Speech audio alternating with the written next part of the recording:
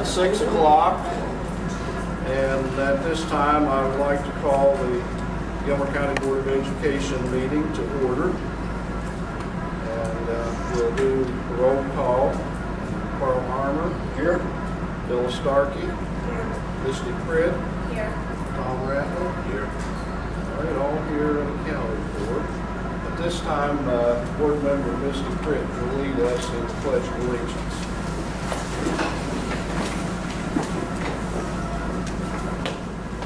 Pledge allegiance to the flag of the United States of America and to the republic for which it stands, one nation, under God, indivisible, with liberty and justice for all.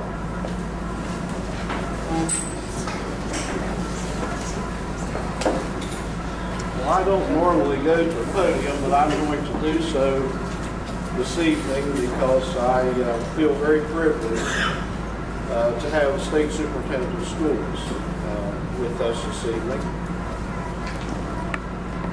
In public education today, we're in a transition. At different times in history, we go through changes. I am part of a traditional teacher training program and methodology, but I've become acquainted with another method. And quite frankly, I like the old way that us fuzzy heads do better than I like technological teaching and learning. I think, though, that it doesn't matter what we have done, we're moving into a period of time that's very challenging. We're going to have to rethink a lot. And it takes special leadership in times of transition. As you know, I'm an English professor, and I've always referred back to Matthew Arnold, a late 19th century poet and essayist. He was living at the end of a period of time, in the beginning of the machine age, beginning of railroads, Darwinian theory, a lot of challenges to old ideas. And he described his day and time as caught between two worlds, one dead and the other powerless to be born. And in some ways in education, I sense a movement into a whole new period of time when much more is going to be expected. A lot of us who've been around a while see Common Core standards and some of the accountability that's coming along as something that was part of our time. And we're getting back to the past and what we're expecting students to learn. And again, to do all of this, it's going to take a tremendous amount of leadership. It's going to take a world of communication because parents are going to have to understand that not every student is going to come home with an A or a B, not in every class or at the end of every term. And we have to be able to explain why that's so. Teachers are going to be challenged to do a lot more. They're going to be held accountable for what the students learn in their classes. And so it takes a special leadership. Gilmer County Board of Education has been intervened for 2 years. This is my first year on the board, and I think we've worked very, very hard as a board. What we can do is, Mr. Pritt did the Pledge of Allegiance, and we can approve student field trips. That's all we can do. We have a very good and highly qualified board. We managed to renew an excess levy, maybe one of the only counties in the state. And the reason it happened was because people have confidence in us. The irony is that while it's renewed, we have no control over how those funds are expended because we have no authority. We were fortunate enough to work with the legislature, Brent Boggs in particular, and Delegate Walker, to hammer out a piece of legislation that has a new governance structure for inter-county and multi-county schools. this is a major thing for the state of West Virginia because there are going to be many of those. So this has been a good year in a lot of ways, but we've come to a time when we have a board that will work together. I know they will. It's a pivotal time, but we need some challenges. We need to be thrown some responsibility. So I went a couple of weeks ago or whatever to see Dr. Ferris, and I sat down and explained this to him. You know, here we are. We want to do more than the Pledge of Allegiance and student field trips. And we don't know what the future holds. We have no exit plan, and we haven't been audited yet, but we want to do something. Our board is at a critical stage. They're ready to work together. Give us something to work on. And I asked him if he'd meet with us to discuss what he sees as the future for Gilmer County Schools. And he very graciously agreed to do so, and he's here this evening. And Dr. Ferris, I appreciate your coming because I know you're a busy person. I think no matter what we do in schools, the productive thing where the rubber meets the road is in the classroom with teachers and students. That's the bottom line. And everything you do and we do and Ron Blankenship does and the teachers, that's what it's all about. Gilmer County needs to move ahead. We have some good teachers, we have good board members, and we're chomping at the bits for some responsibility. I'd like at this time, Dr. Ferris, if you would, to give us some ideas on how you see intervening counties working and what you see as the future for Gilmer County schools.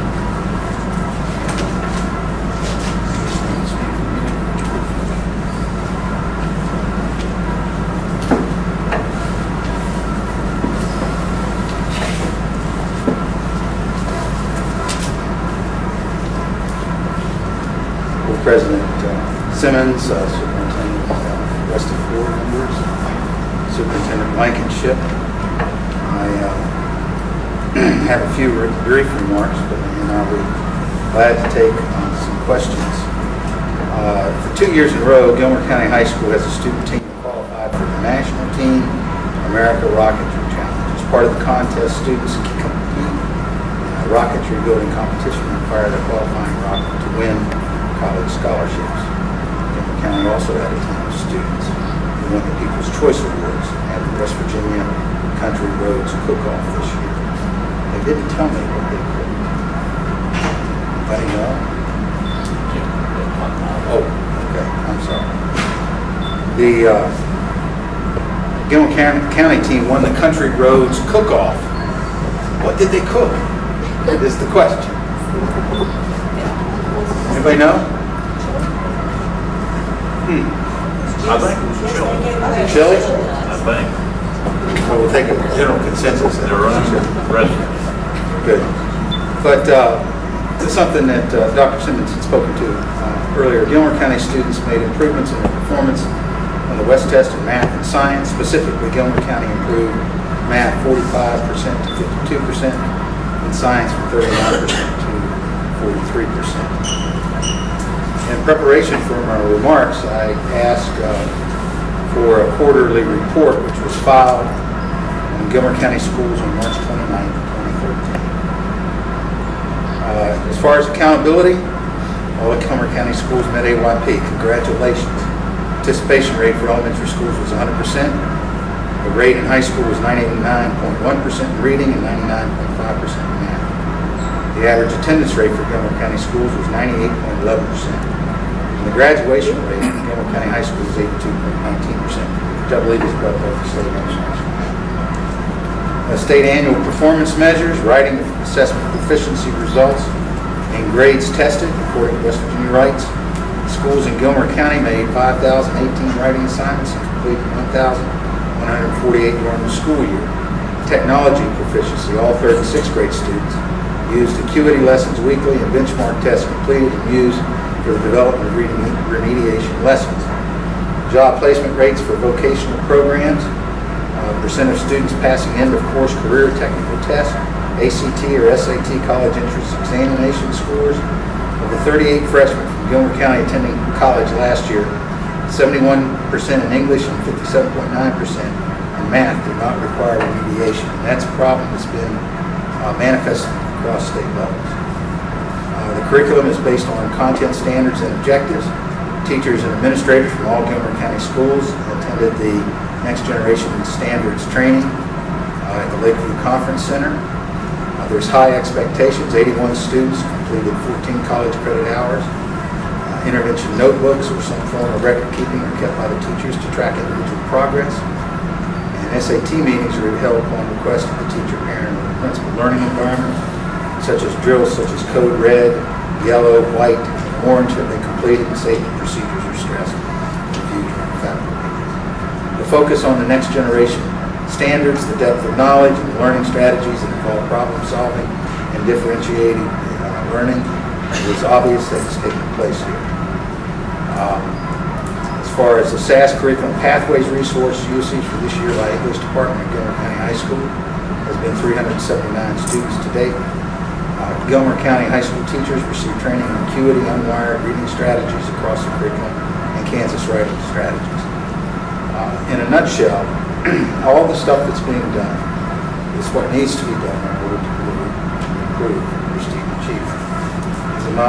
I'm anticipating that student achievement will again improve in 2013. The student and school performance. The county and school electronic strategic improvement plans have been submitted. Counseling services are provided for all elementary and secondary schools. Lesson plans and principal feedback are evident. Data analysis, principals and teachers analyze various data sources. Alternative education. You share with Calhoun County at the Calhoun-Gilmer Career Center. Morning and afternoon and evening sessions are offered. Gilmer County High School, in cooperation with the Calhoun-Gilmer County Career Center, is offering access to the ALC program through an homebound option via the internet. The finances have been enhanced and improved. Of course, the excess levy has done this. Purchasing procedures recommended by the OEPA are now in use. As far as facilities, additional maintenance staff members were employed. All facilities inventoried and preventive maintenance plans in place. The facility deficiencies are addressed in the 2010-2020 CEFP. And these projects submitted to the SBA of West Virginia, which will close Glenville, Normantown, and Sand Fork Elementary, placed with a new one pre-K school near the population center. That project was, I switched seats now on the other side of the table. It's an excellent project. And I'm sure Ted will tell you it probably should have been funded, but resources are scarce. We're anticipating that that may be proposed again. I would ask that you consider any citizens' recommendations on your CEFP. Now's the time to do it. I do know that there was a bond that was not successful. There's at least one citizen who may want to approach the board. She has asked if she can meet with me and Mr. Blankenship and Ted and Mike Pickens and any member of the board who wishes to come to that meeting. That I hope will take place in July if the board so chooses.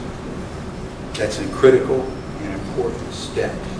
If the board, not my board, this board so chooses. And I'll be glad to listen to any citizen that they have as far as it relates to improving a county situation. So when you're looking for something to do, that's one thing that you can do. And I will verify that I will listen, and if the board wants to participate in that, they certainly may. Due to my schedule, I don't know where I can hold that meeting. I'm not averse to coming back up, but I'll be glad to come back up. I do know I've got probably another 20 counties that still got to visit. Been making headway, and my goal is by the time that we get through this fiscal year, this calendar year that I'm in all of the counties. Administrative practices and school community relations, obviously they're better. They're taking care of business as far as administration. Personnel hiring. The thing that gets a lot of boards in trouble is the hiring, and the county boards are following the hiring practices set forth in West Virginia Code. Licensure, professional educators and other professional employees required to be licensed. All Gilmer County employees are certified, permitted, or pending certification for permanent renewal at this time, which means they're following the rules. Are all of them certified in their subject areas? Maybe not upon hire, but if they're eligible for the permit, they're certainly permissible under West Virginia Code. All Gilmer County employees are being evaluated, and that's a good thing. New seniority lists are developed and verified. Teacher and principal internship, all first-year teachers and new administrators participated in the West Virginia Mentor Program. That hasn't always happened. Leadership at the school, district, school, and classroom levels is demonstrated by vision, school culture, instruction, management, environment, community, and professionalism. Indicators of efficiency, they're all in place. I think one of the things that I would ask you to do is to take a look at, because the potential citizen, which you'll hear from here, and we didn't plan this. She just happened to sit down beside me. But she wants you to consider, rather than one school, but two. Of course, that would take a successful passage of a bond. It would take an amendment to your CEFB. I think our board will be behind whatever this board is behind as far as that's concerned. You've shown plenty of evidence. I do not have the authority to relinquish control back to you. I do have the authority to talk to you that I have been in conferencing with Ted about this matter. I've been in conference with the board president.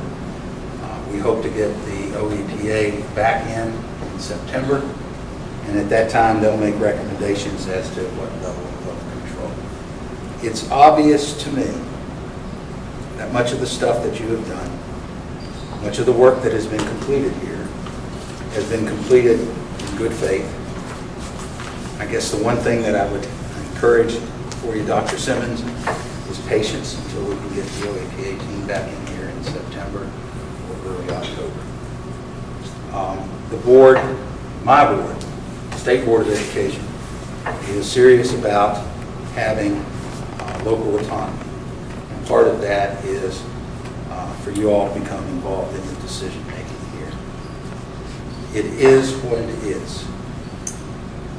Gilmer County didn't run off the road all at once. It's hard sometimes to get back on. If you try to jerk back on too soon, you know what, that happens sometimes, particularly when you've got low berms. And whenever you're teaching your youngsters to drive, or whenever you were taught to drive, you know that if you run off the road and jerk it back too quick, you end up on the other side of the road. The other two things that I just want to share with the board is just a handout that talks about college and career readiness, and another handout which talks about school safety. This comes from Attorney General, excuse me, not the Attorney General, but the Southern Federal District Attorney General. Garth Goodwin has been working on school safety since December when we had the tragedy at the school. I would think that if the board continues to move forward, particularly in how they conduct business here, that I think we're going to see positive reviews. I do know that they were scheduled to come in the spring. I do not know, other than probably just getting behind the massive amount of work that they had to do in Grant County, McDowell County,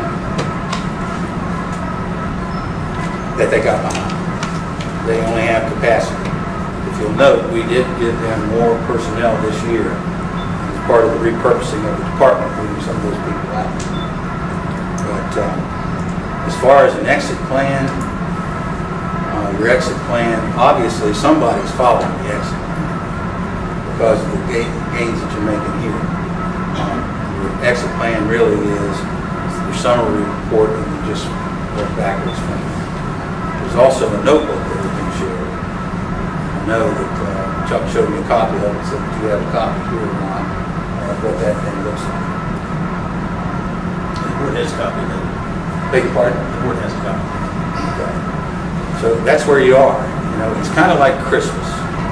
It's not yet Christmas Eve. It's 3 or 4 days in front of it. It's not going to move fast enough for you, and I understand that. It's probably not going to move fast enough for me or Ted or anybody else. Ted is a part-time employee that Ted Madden is a part-time employee who has graciously worked through all these things, and obviously there's been some connections there and some improvements made. I can't say enough for the leadership of Ron Blankenship. When I went to Randolph County, they were on the verge of takeover, and I know what a slippery slope it could be and how difficult it is to work through that. I'd also like to speak on behalf of Ted, your architect. He's just done wonderful work throughout the state. I'm sure that we'll do wonderful work here. I can tell you that the issue that we had with, that the SBA had was with the site. I did ask, whenever that thing kind of, I don't know what was going on there, I can't really get my arms around it, but one of the problems that we had was some wetlands issue and something else. But I think that you're ready to report tonight that those issues can be remediated. Anytime, and this is my experience of having successful SBA projects, if you go to new schools or renovating, you have ingress, egress issues with the wetlands, or you have site work. Those are commonly picked up by the county. And I think the SBA wanted assurances that that cost would be prohibitive to the project. And I think that's the main thing that not only the board, but the citizens in general and the SBA have to be educated. I'll be glad to field any questions if you have any. I do really appreciate you coming and inviting. You're the only county that it came down personally and invited me to come down. Others did it by email or phone call, so you did it old school. Well, I thought that, it was something appropriate for us to do because we have come to the end of 1 year, and I thought we had, accomplished a lot. And I think that people in the county assume that we as board members know more than we do and can do more than we do. And it's somewhat of a frustrating position to be in. And I think one thing you said to me in your office that we might do as a board, we can discuss any issue that's relevant to the county's educational program and even do a vote, a non-binding vote, to give an idea of how we're thinking and how we're dealing with some of the issues. And I think this is a positive thing because all the boards I've ever dealt with on any level, not everybody agrees on every issue. And you need that kind of dialogue among a board in order to grow. And I think that was one of the very positive things I brought away from that. My recommendation to you as a board, to all of you, is to go ahead and continue to conduct business as if you weren't in the takeover. To go ahead and discuss the items and vote on the items and do it in a manner where folks can be agreeable, but yet disagree. And that happens in boards all the time. And it has to happen. All of you were elected from your precincts or your district for a unique reason. You all bring a certain level of perspective to this board. Obviously, what is this? The last week in June, West Virginia Day. I don't know. We got the gym full of kids, and I went ahead and drove down by the field there just to see what was happening down in Glenville. There's all kinds of activities going on, and there's vacation Bible schools all throughout. When I came down 5 all the way down, you can see the signs. So people are doing a lot of things, but here it is in midsummer, and you have a nice turnout for a board meeting. I don't know if they came to hear me talk or if they came to participate, but I do know that it's a good process.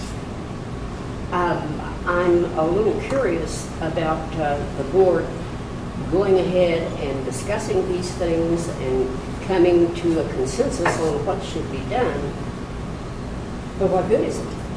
I mean, the people will be saying... In September, when they review the board minutes, I think one of the things that they, and I don't know if all of you were on the board whenever control was taken over, but one of the things that Howard O'Call, who was the president of the School Board Association, always recommends the county is they go ahead and they conduct their business like they can. As Bill said, it's a non-bounding decision, but it speaks volumes. I mean volumes whenever the OEPA comes back in, and what they're going to look at, they're going to look at two things. I can tell you, and I know what the two things are, and you ought to know what the two things are too.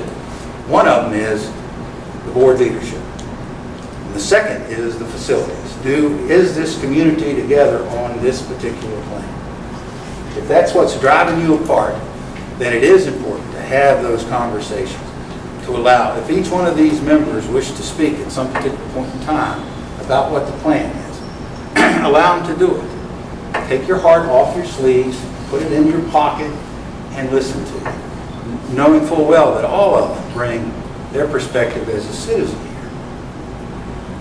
But yes, and yes, there is a reason to do that, because one of the things that they're going to do is they're going to delve down into the minutes, and they're going to take a look at how have you conducted business and how have you conducted yourself as a board. Because the big thing will be all of this stuff that's in this report would not have happened had you all been a part of it. Now you can deflect it and say it's all Ron, but Ron and I go back a long ways, and we know that superintendents don't fix things without boards.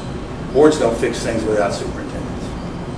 So that's the main reason, because they will go through the minutes and they will look and see how you have conducted yourselves in this meeting. So far in this meeting, we've done it like any other board meeting that I've been there. Any other questions? I was just wondering, Dr. Ferris, in McDowell County, when you announced that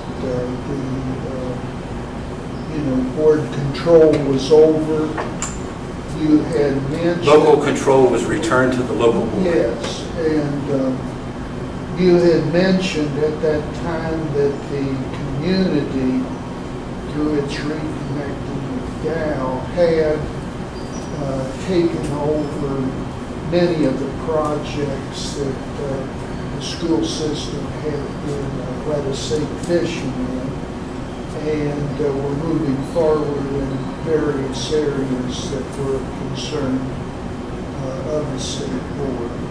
And what I'm wondering is there anything that the people here should be doing now, let us say, to help the board to, move forward along the lines that's really a good question.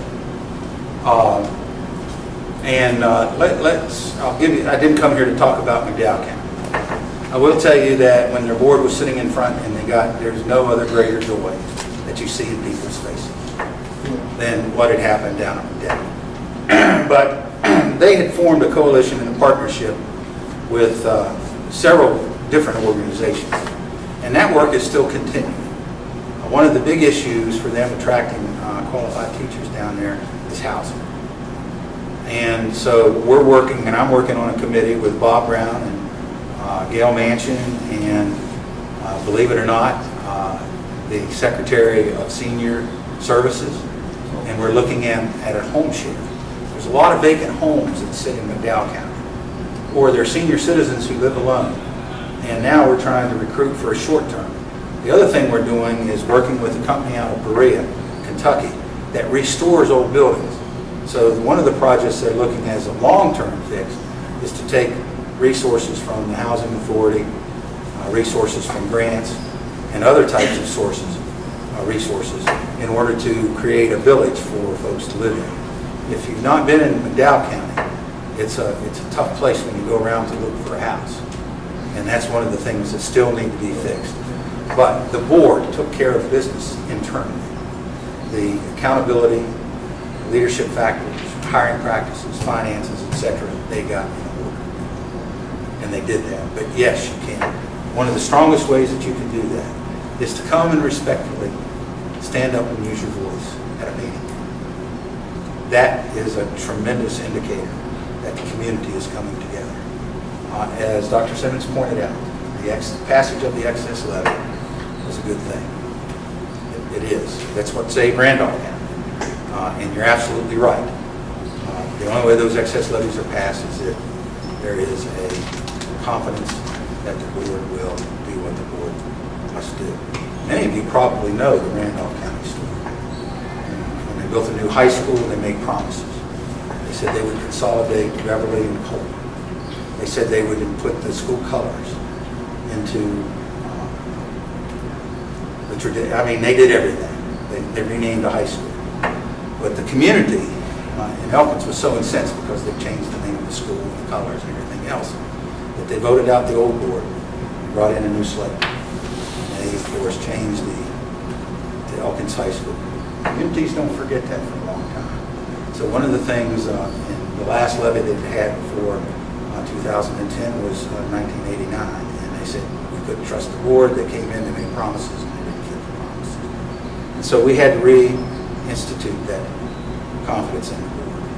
They didn't come in and replace the board.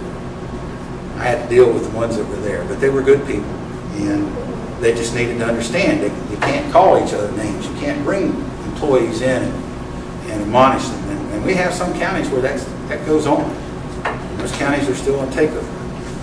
You've got Fayette County, which is totally divided by the closing consolidation issue. And they're working internally as a board and with the community as best they can to try to come up with a solution to that. And when they come into the board for approval of their plan, their board is actively engaged and involved in that. Okay, you say we need to be patient and in trying to get things started again. But what all can they do?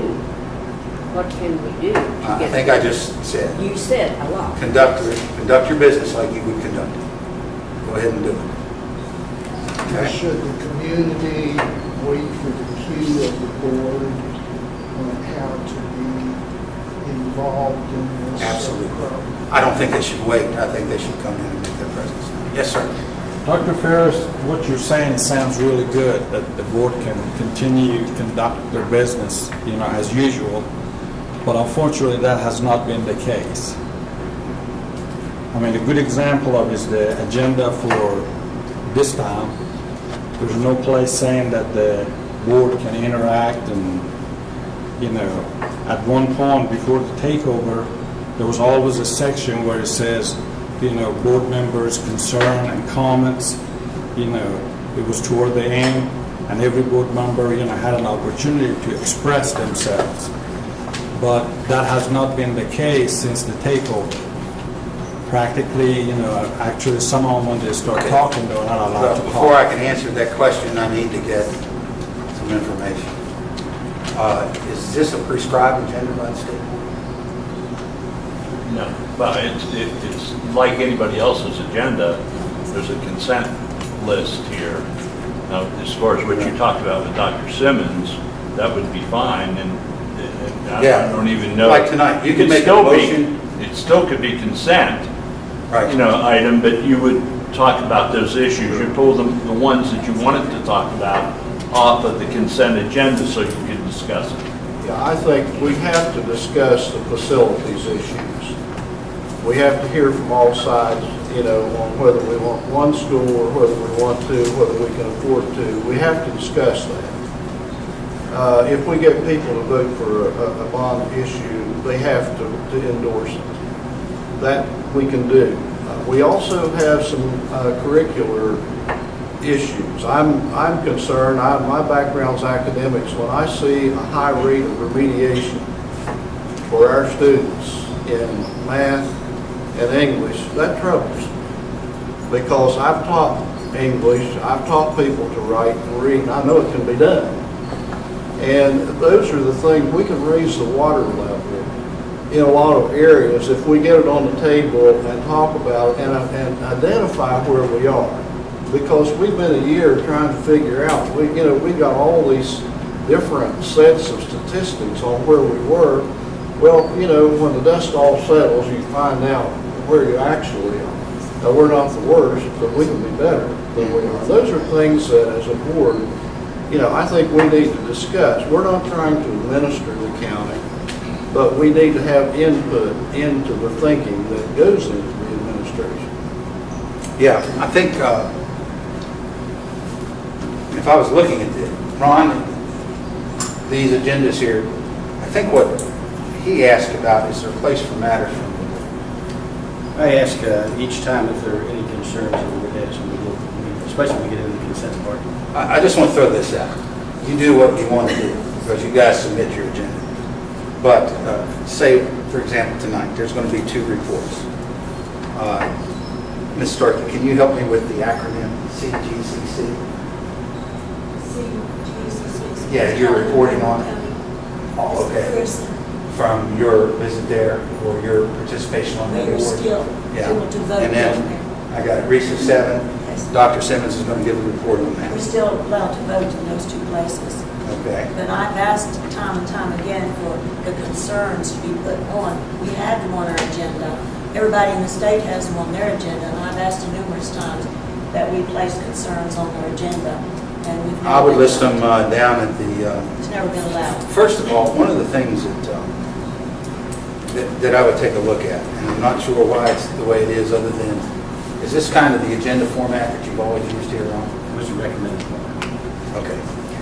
I'd like to, There's, let me finish.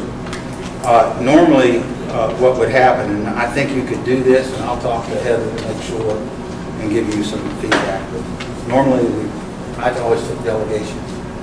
They've been called many different things. One of them is delegations, one of them is clipboard, and that's when the community can come in and speak to any item on the agenda. I don't think that there's anything in the takeover that linked us that. And then at the end, we always had matters from the board. And what the board president would do is he'd go right down and say, okay, are there matters from the board? I don't think that there's anything that limits you all from doing it. That's how it used to be. Yeah, But I since the don't, takeover, it has not been. It's not been allowed. I don't know how that came about. And I know that in other counties that are under takeover, they have the same thing. I was at a Fayette County board meeting and they had delegations that spoke about certain things on the agenda. we do too. Yeah. Yeah, that's on there. They did, and I think there's a process here, okay? They did it at the beginning so that the board could take that addition as they made up their minds. And of course, again, I'd say you could, you're going to take action, information on the trip request. Consent agenda, I think you could go ahead and it's information only, but I would have this board approve the consent agenda. And then pull off any of those and vote on them as separate items. And that, of course, that goes, and then the board, the state board and superintendent ultimately have the responsibility for approval. They may have a different take on it. But you see anything wrong with that? No, the agenda is approved before the meeting. Right. So, but the discussion is fine. There's nothing wrong with that at all. In fact, in Mingo County, we had 3 new board members elected from the board that was taken out. And that's what we did because they were very good board members, like these board members. And any of the discussion on any of the items, we discussed it and went through. In most cases, because of the communication prior to the board meeting, that information was given to the board members so that they actually knew what it was about prior to. Yeah, and are there attachments here that go out with this agenda now? So the board gets to review them beforehand? Yes. Yeah. That's what I would recommend that you start doing, and I don't think there's anything in the takeover situation where you couldn't do that. As a matter of fact, I think when they come in, whenever they come in, that they'll take a look at those and they'll see, because that's the thing essentially the board's going to do. We'd like to have the delegation at the first of the meetings like it's always been instead of the last of the meetings, because a lot of people can't get there. They changed our meeting to 6 o'clock. A lot of the parents are still getting their kids off the bus at 6. We always had it at 7. those You things don't have been go down changed what on our time it started. agenda. I think you're starting in time. I mean, in some of the counties that are in the takeover, Fayette County started at 7. We've always started at 7. You know, I think that's something that you can We've propose. always had delegation Somewhere at first instead 5, of somewhere at last. 6. Oh, yeah. Out in Wayne County, theirs is 10 o'clock in the morning. They couldn't expect the parents to be here because they're working. They had a room with the full of them there. I don't know if it's students. because of me or because of something else, but there's a room full of people there. They don't want anybody there. You know, Dr. Ferris, one of the disappointments that I've had is in getting people to come to our meetings. And tonight, we have a wonderful turnout. And I'd like to see our people come to every board meeting because they know then what we're discussing and we hear from them. And they'll talk to me at Foodland, or they'll talk to me down on the street or out at the hardware store, but they won't come to our meetings. And I hope that people feel free to come to our board meetings. We love to see you. Well, that's not an uncommon argument. I think when you go to the next school board association meeting, talk the same thing. They'll take the same thing. They will monopolize your personal time.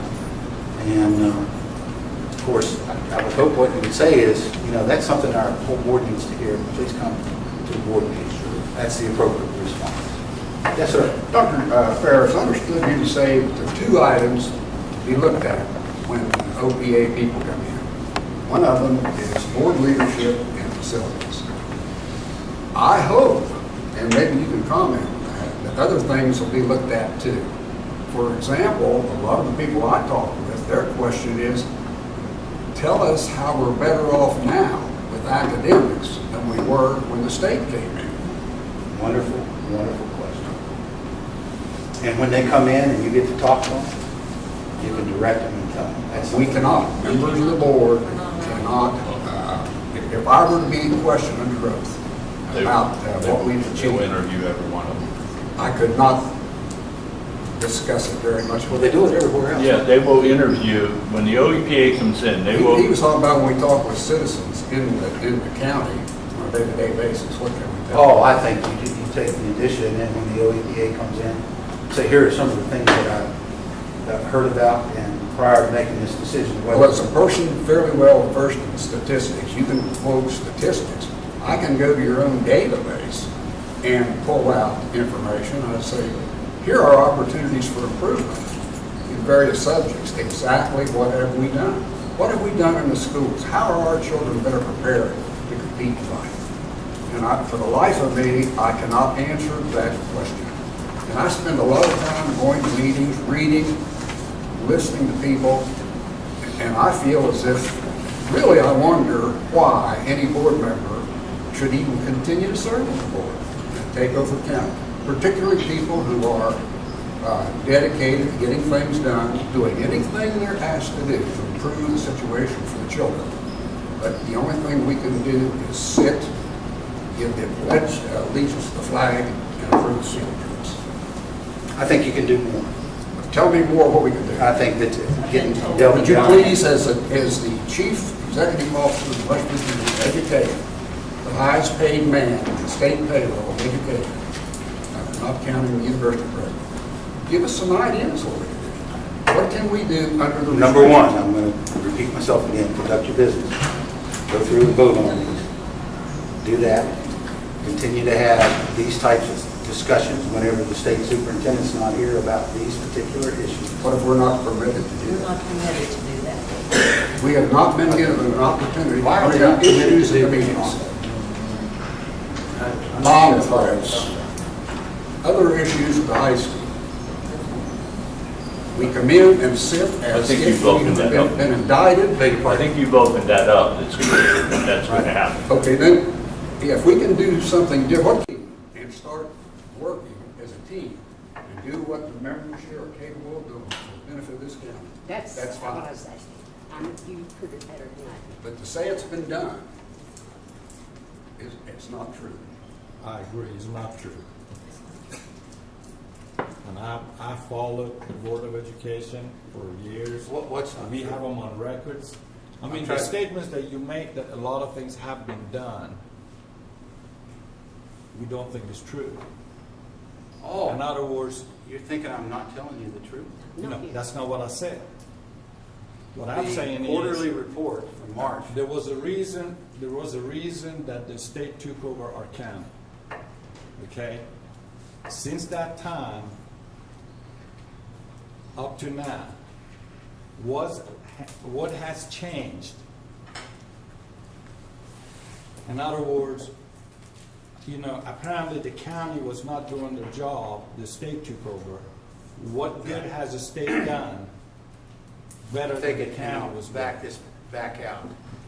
If I had the opportunity to answer his question. But to back it back out, when you go through and you look at the reports of the standards, the accountability levels, I don't know, maybe they're not right, but the participation rate for elementary schools was 100%. Is that right, Ron? That means that all the kids took the test. That infers that at one time they weren't. Attendance rates may not have been as high as they are right now. Maybe they were the same. Graduation rate, 82.19%. Did you give them longitudinal data so they can see whether it's No. growth? No, because we follow those. Our elementary school, generally, they're pretty good. We have, our big problem is the high school. The high school. Third tier. Right, third tier. And so that's one issue. The other issue, when I ask, the difference. Can I answer the first question before I get into the second, or Okay, third, okay. or fourth? Okay. State annual performance measures, according to the writing, West Virginia Writes, they're doing more of that. They're doing more of the acuity testing. The curriculum, they're showing evidence that they're looking at the next generation standards and getting the training that's there. Professional development money is targeted. We would hope that those types of reports are made available to the board. Dealing with regulatory agency reviews, the first thing that gets the county in trouble is financial. And it's obvious that all of the stuff that they mentioned in this, did you get a copy of this report? March 29th? Yeah, they get a quarterly report. They do get the quarterly report? So, and it would be at that point in time, and do they have copies tonight? No. We had no financial problems. We didn't have when you took over. Okay. I'm just saying that then the facilities issue was cited, and then I think there was some certification issues and hiring and boardsmanship. Okay. In hiring? Okay. Academics weren't part of the problem, as far as I understand. So like saying that where have we come academically is like comparing apples and oranges, because academics wasn't the problem to start with. Right. So, where have we come academically is not the answer to the question. That's not the problem. So, When they come back in, they're going to take a look at all. yes, I understand, but that's Yeah, not and they'll use fixing that the problem quarterly if that report where wasn't you the are. problem to start with. Well, for example, my second question. I'm going to go to her, Okay. because she's been very patient. Well, I'm just sitting here listening to the way the questions are going, and I'm thinking what maybe was being asked there. It's like the facts have been given, this has happened, and this has been met, but what have we done? Weighing the pig doesn't make it fatter. So it's like with our assessments and everything, if you assess, okay, you assess, but what are we doing to feed it?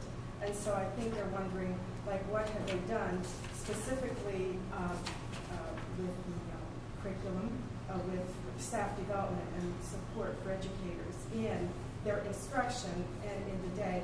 How are we supporting those people to make the changes if that is the problem? But now it sounds like that wasn't the problem to begin with, but from what I was listening to this gentleman's comments, that's what I was hearing. They're wondering what has been done specifically professional development-wise to bring up the standards, to bring up the teaching, to bring new ideas to what has anybody been brought in? Has there been a concentrated effort? What is that? That's my question. And I get to defer right now to the guy who knows. I think the point was made accurately that that wasn't an issue when the OEPA made the findings. The issues were boardsmanship, leadership, facilities. The county didn't even have a comprehensive plan a year and a half later. Those were the big issues. Academics are not the issues. But as Dr. Simmons stated earlier, I don't care what county you're in, you can always do a better job. And we can do a better job in this county academically. But that's not the problem that was identified. So then when they give the statistic about the improvement in the schools. And here is the June 2011 report, okay, and what they decided. Due to the loss of student enrollment, the system has not adjusted their facilities and their staffing patterns to confront these realities. The current school board is dysfunctional, divided, not providing leadership, and actually impeding progress due to not following laws and policies designed to improve student performance. Technology infrastructure is lacking and rules are not being followed due to board decisions. Financial irregularities are occurring in part due to decentralized accounting procedure decisions. 3 school facilities of the 5 in the county are sorely lacking and maintenance at all facilities is desperately needed. 1 school has been condemned and portable classrooms are on site. The county does not have an approved comprehensive education facilities plan and has been unable to reach consensus on what is needed. Documentation is mostly insufficient to determine if laws were being followed to hire the most qualified applicants. Board minutes, however, reflect that the school board is trying to micromanage, essentially replacing their administrators and county superintendent's recommendations with their own, leading to a flawed hiring, transferring, and reduction in force system. Numerous questionable and irregular decisions are being made by the board, prompting distrust and suspicion.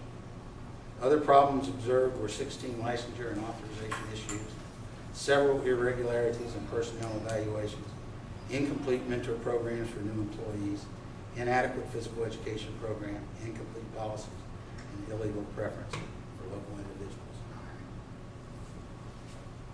Okay. Mr. Ferris, may I say something?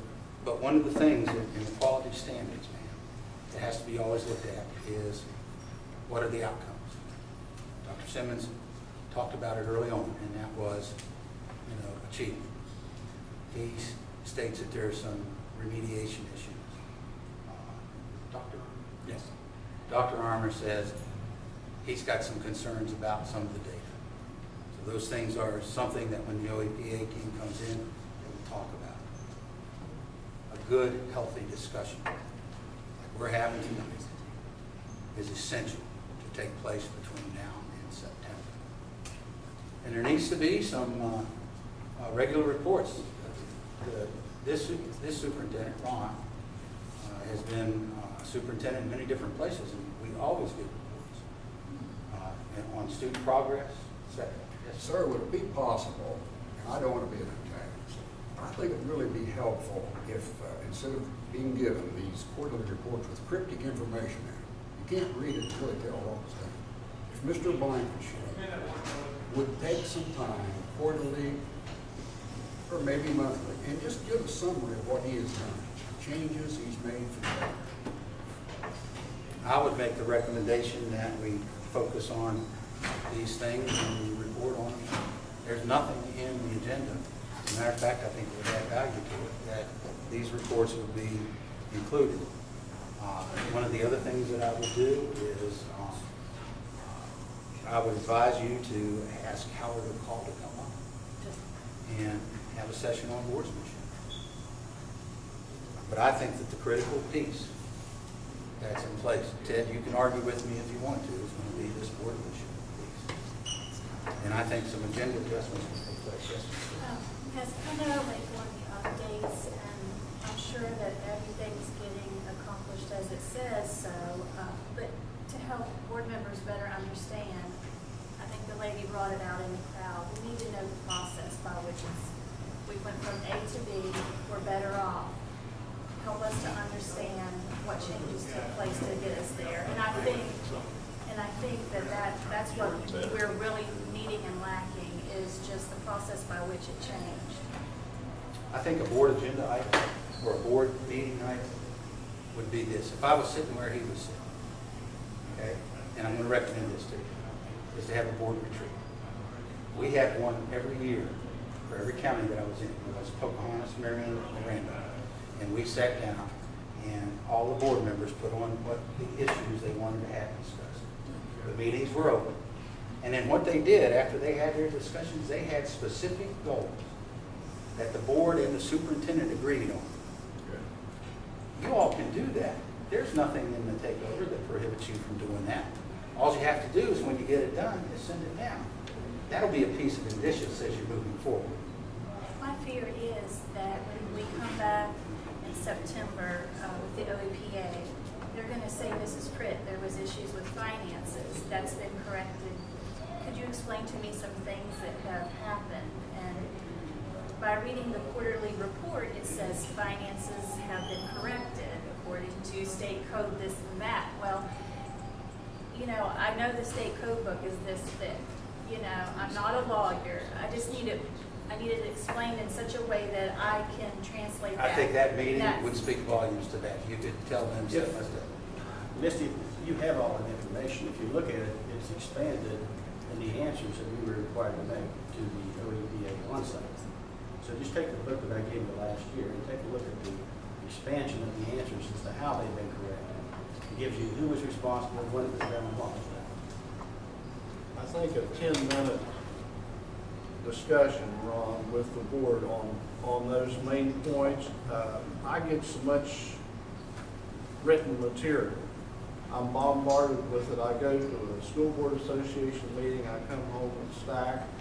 We get so much information, and I think in 10 minutes at a board meeting to say, you know, here are some key points with regard to what has happened with our finances or with curriculum or whatever, we can get that. And if we're interested enough, we go to the material. But reading just lots of statistics, that doesn't really appeal to very many people. Part of the superintendent's job is to get that stuff down so that you all can understand. Some of you really like to get into the weeds and look at the detail. The other that happens, and no board can do it, not in this day and age. Let me give you an example. When Sure. we first came in, I asked the superintendent. And right after you start, I'm going to go back here in the corner. That's the way it is.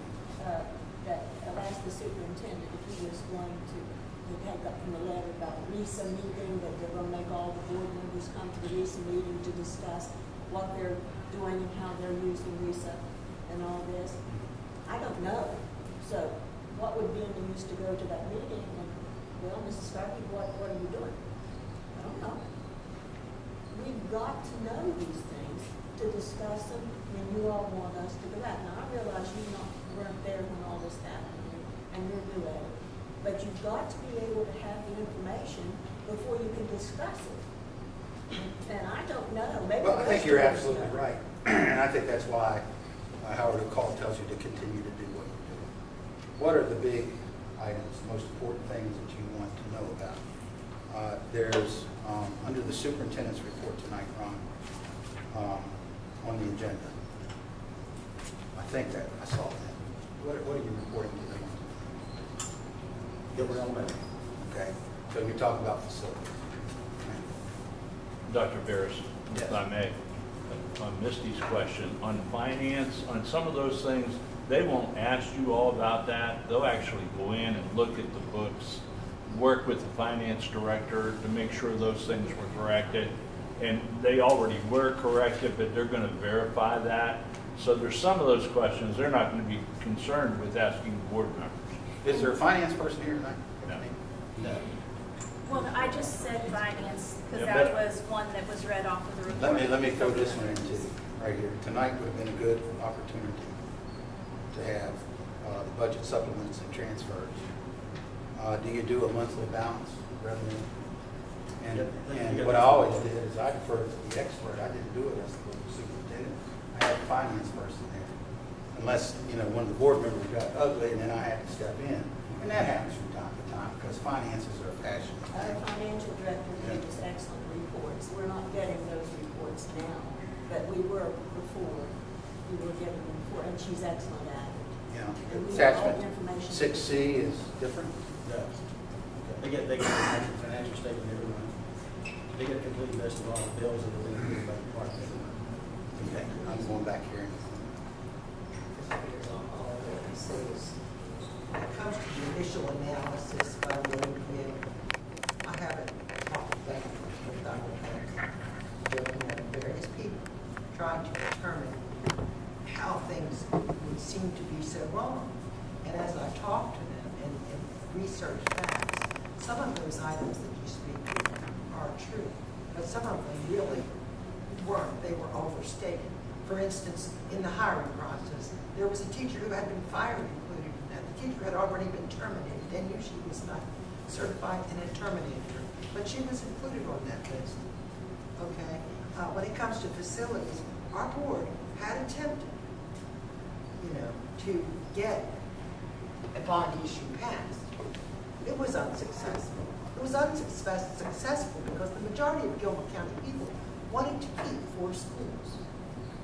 This county has been very successful and students have succeeded. These grades are nothing new.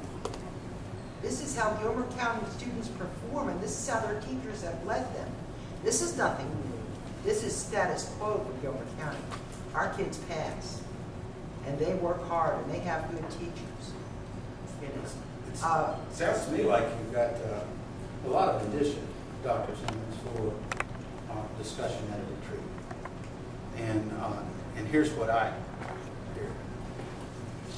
You can invite Dr. Penix up and he can talk to you about the report and answer questions that, quite honestly, But the one thing that is still true today, 2 years later, is this facilities issue. And there's where all of it, in my opinion, all of it came. I think a That's big where it all step came to taken light. forward, and I told And Ron. we're 2 years later, and we're no closer to resolve.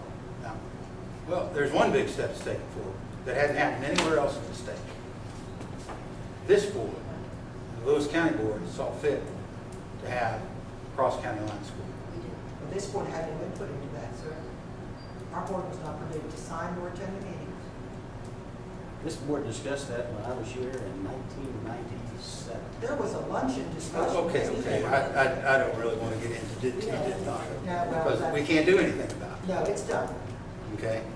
But I just want to tell you, I tried in 1998 to get a cross-county school with Webster, with Randolph, and with Pocahontas County. And it was great. Snowshoe was going to build the school for us. They were going to give the property. They were going to take care of the, what do you call it, Ted? Not the site preparation, but the relocation of the utilities and stuff like that. Yeah, site utility. They were going to pick up the cost on that. The only thing, and the SBA was all for it. We couldn't get the 3 boards to agree. I spent 5 years trying to do that, and I couldn't get it. All the kids that would have gone to school there, all their parents worked at Snowshoe. They were all for it. Randolph County wanted it in Mingo Flats. I said, fine. They could have dropped them off there. I don't know if you're familiar with that area, but they come from Webster and Randolph County to Snowshoe to work.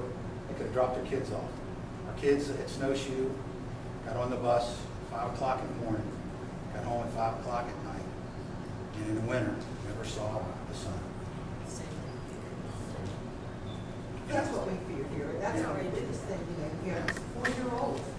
But I think, and I'm going to get back to my original point is, I think there's work that you can do on boardsmanship. I think there's work that you can do. Part of this thing too is the communication between the superintendent and the board. And that's a 2-way street. It goes both ways. Okay? It does. And, we all strive as local superintendents to try to make our board successful by giving them all the information they need to make good decisions. And also give them information whenever they're going to make a bad decision. And that happens from time to time. And one of the things that's a surefire way of getting gone is not giving them information. And that's something that they can work on. Now, Ron and I had this specific discussion. We had it down at the 79er, down in Burnsville. I can't remember the date. I remember it was like 1:30. We sat down, and this was after you and I met. We sat down and we talked because Bill came to me and talked about these very issues. And Ron and I had that discussion. Sometimes there's way too much information. people get lost in it, particularly if you're a new board member. That happens to them all the time. You know, we see it, and so you have to nurture it. But one of the things that I would do, and maybe it is that we've resolved that we're going to be the victims here. It shouldn't be. I'd have the finance director here. I would have. Do you have a personnel person, or is that you? I know one time he did all that stuff, plus cleaned the central office down in Clay County. Our finance director, our personnel manager is retired. Okay, so you're looking for a new personnel man. I think that's important as you go through that process. You all need to be involved in that. The new hiring practices. There's no difference between takeover counties and one that's a local control county. You still go through the same process. The only difference is, after you all vote on it, it comes to the state superintendent. We've got to vet it to make sure they're certified. We've got to make sure that you have the money to pay for the position. And then we're going to take the superintendent's, the principals, and the faculty senate's recommendation. That all will remain the same. Okay? I implore you and I encourage you to get actively involved in what you're doing. Don't just sit here and this way. I'm going to be sorry I said it. You can kick me on the way out the door. Don't take it. Do what boards do. Listen. Talk to each other. I tell my boards when I go in, I even told the state board this. I asked them what my job was. They couldn't answer. None of them got it right. I can ask you all tonight. If I were your superintendent, I'd stand in front of you. I ask all these people out here too. Same question, what's my job? Well, the correct answer is to love you. It's what? To love you. Okay? What's your job? Love you better. And that's the answer that always comes back. No. The answer that you need to talk about is to love each other. So when you get in these meetings and they get passionate because people believe in who they are and what they're about, they get into that. Don't forget about that. When I say to love you, I'm speaking as parents love their children. You don't go out and give them everything they want, and that's part of the love. Part of the love is you've got to discipline them, you've got to guide them, you've got to nurture them, you've got to build those relationships. Do you have good relationships? You're shaking your head. Well, I think it's a good idea. What you're saying is a very good idea. Right. And I'm telling you, that'll get it. That can get you past. Can I ask you one question? You certainly can. You know, I know my superintendent does things, and he's telling me quiet, but how can we tell the teachers, the service personnel, everyone, hey, we're going to take the excess levy fund that the people voted on and give the principals and administrators $3,000, but we're not going to give it to those teachers in the trenches nor the service personnel after they had $100 a month taken away from them as a supplement. How do you do that? I think that they, and I'm pretty sure on this one, It's but hard. you all contact your attorneys on this one, because people will go to jail over this one. When the voters pass an excess levy, whatever's in that call, that money has to be spent. Doesn't give anything. We had it in the call, but the state took everything out. The state can't do that. They did. Well, there's no verbiage in there now that says you can't spend it on capital improvements, and it was always there. So you all passed a levy call, and the state changed all of it, is that right? Yes. No. What's in your levy? What did the voters vote on, and what's in your levy? Basically what it was before, but it generalizes the areas. Before it said you had to spend like $10,000 for X, Y, or Z. Now it lumps it into categories. $400,000 for building maintenance, for instance. We're not maintaining any buildings. We're going to close them. I'll get Joe to get down into the weeds on that and check on it, but I can almost tell you. Judge Ruben. He did? Yes. Okay, so whatever you're spending your money on, he's been in the middle of it. Okay? And it meets the specifications of the levy. Yes. See, Dr. Ferris, when we had to renew that, we went out and assured the voters that this was go to pay textbooks, Yes. instructional materials, And I even had a figure that I put out there, about $600 for a family, that we were going to save them on textbooks and computers. And this was important to them, because a lot of families can't afford $700 for textbooks. But the kids have to have them, and they have to have other instructors. Wait a minute.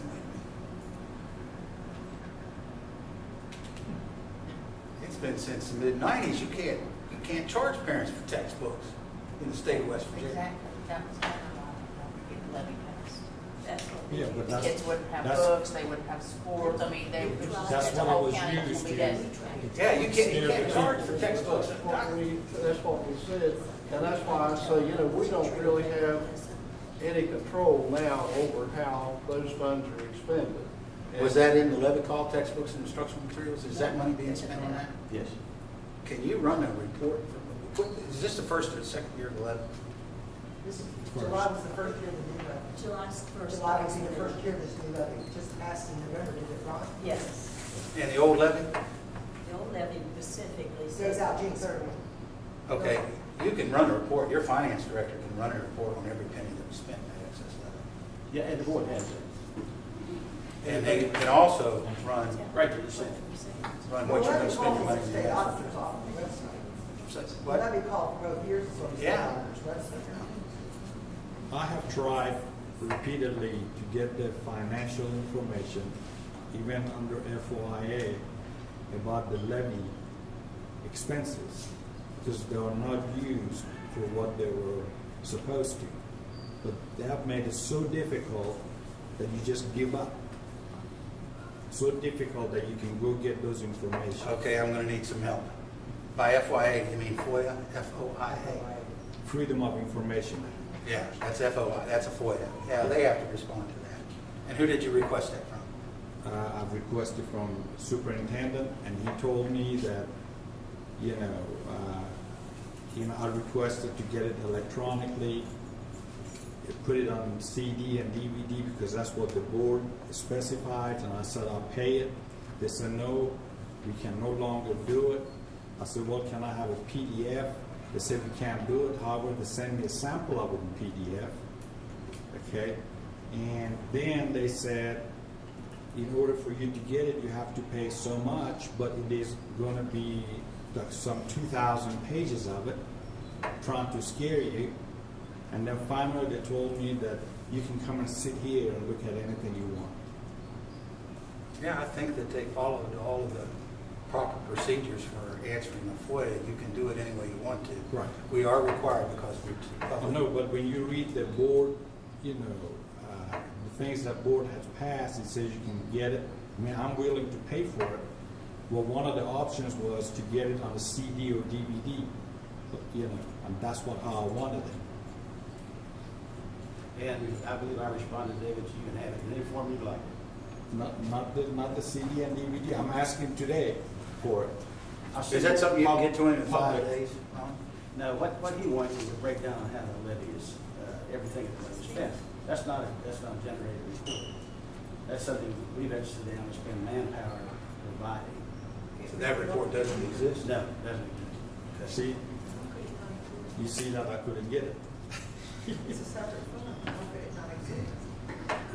But I don't know. I mean, if I you're think each spending the board- money, if you're We got saying, Now, in all each board fairness, I'm member going got to a say Mr. report. Blankenship has always given me what I've asked for. That's how the levy money was spent, how much was spent on coaches' salaries, transportation costs for athletic events, athletic costs, instructional materials. I mean, they was like those categories, and How many years was the levy?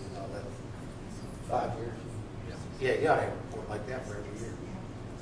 Yeah, we got the last. And we provided that to anybody to look at it last year. Okay, can you provide it again? He has a copy. not the levy. We gave those out at every public meeting we had. We had a public meeting in every school we gave out. You probably have a hard copy, that's a large. Okay. And I think what I heard him say was, he'd like to have it in a PDF form and email to him. Just that section. That won't take many hours. I appreciate it. Now, that report didn't say we spent $50 for one football game. It was, the report that I got It was General categories. categories, yeah. Yeah, in different categories. Yeah, but it'll have a separate phone number, and you can go through and see who the vendors were and everything else, and all of that. If you, do they run your financials at the end of the year? And you have to set out your vendors list and all that other stuff? The Glenville Democrat does. The Glenville Democrat does? Yeah.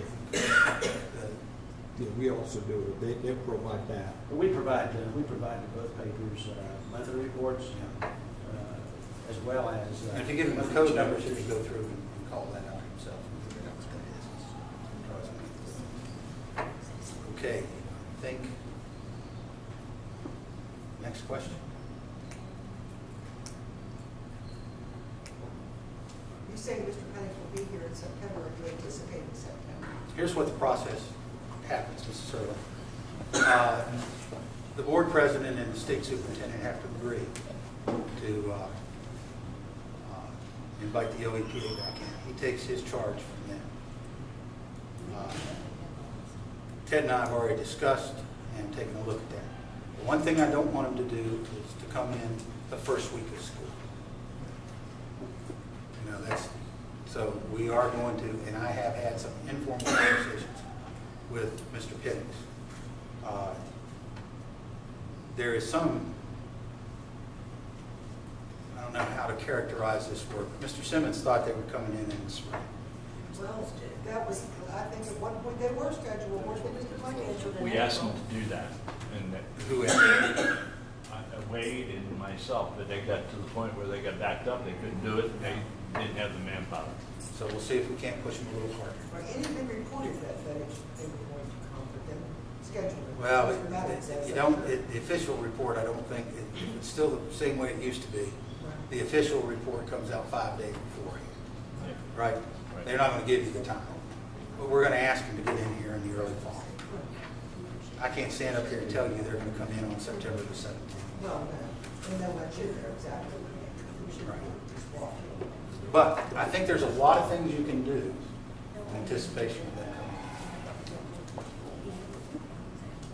So, what have you heard? I get to ask the questions now. What have you heard from all of this discussion that we've had here? What is the board president do you think is important for this board to do? Well, I think what our most important job is to identify our priorities and to have good, open, informed discussions.